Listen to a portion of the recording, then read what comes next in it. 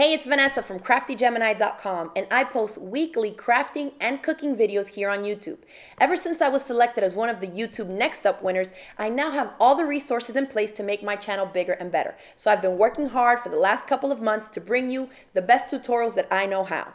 If you haven't been to my channel in a while, I definitely recommend you head on over and check out the different tutorials I have. There's pretty much something there for everybody. I have a new video posted every Monday, and we alternate the video content on a weekly basis. So we'll do sewing, then quilting, then the next week will be cooking or baking, and then what I call my wildcard videos. If you check out last week's wildcard video tutorial, you'll see I taught you all how to make your own soap from scratch. My tutorials are also now being offered fully captioned for the hearing impaired.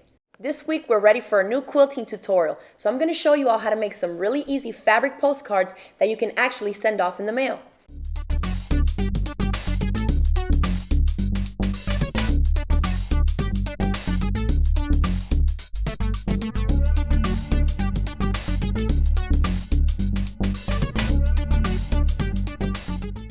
The scrap fabric I'm using today is these little 5" by 5" squares. They're called charms, and they work perfect for this type of project because what you want to make sure is that your scraps measure at least 4 inches in one direction. So notice I chopped these up really narrowly here, but here I know it's 5 inches. So you want it to measure at least 4, and if not a little bit more, because we're going to trim it down to 4 inches by 6 inches, which is a postcard size. So first thing we're going to do to get something like a design like this, very abstract, is grab the pieces of scrap fabric that you think go together that you want to use. And what you're going to do is just take your ruler and your rotary cutter, and you can do these one by one or you can stack them up. And I'm just going to do random angle cuts. It doesn't matter what it is, just cut a straight line. Now you just want to line them up kind of like in the random order that you want. And you're just going to sew these next to each other regardless of whether or not it lines up straight or not.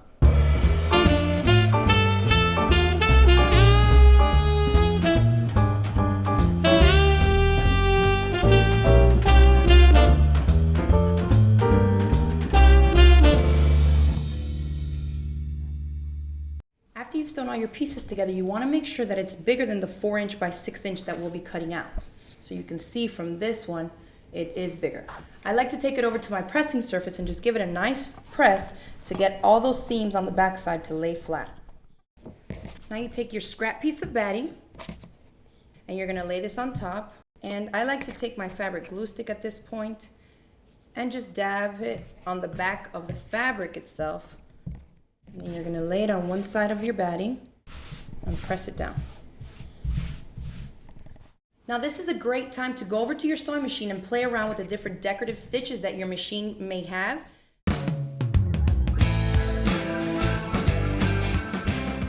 Now you want to cut your sheet of paper so it measures 4 inches by 6 inches. And now is when we're going to cut our fabric quilt piece here to size. So I do this after I quilt it because as you can see from the quilting, the fabric kind of pulls in and shrinks a little. So you want to make sure you don't trim it before you stitch. So stitch your quilting first.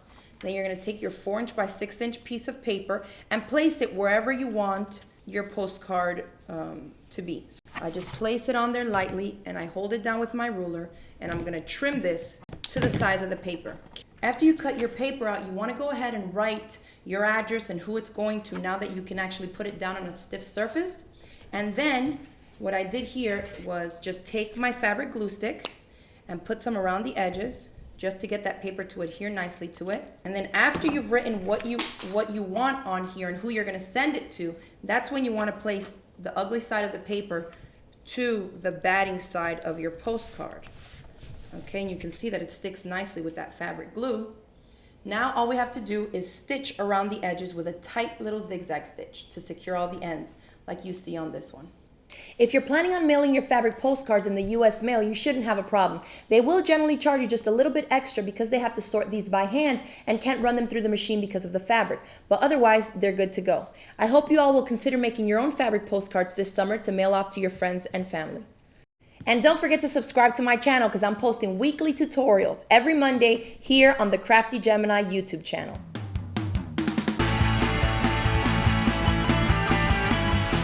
For those of you that love to watch my stuff on your mobile devices, I have excellent news. My app is almost out on the marketplace, both for Android and for iPhones. So I'll definitely keep you all posted once that's up and running, but it should be any day now.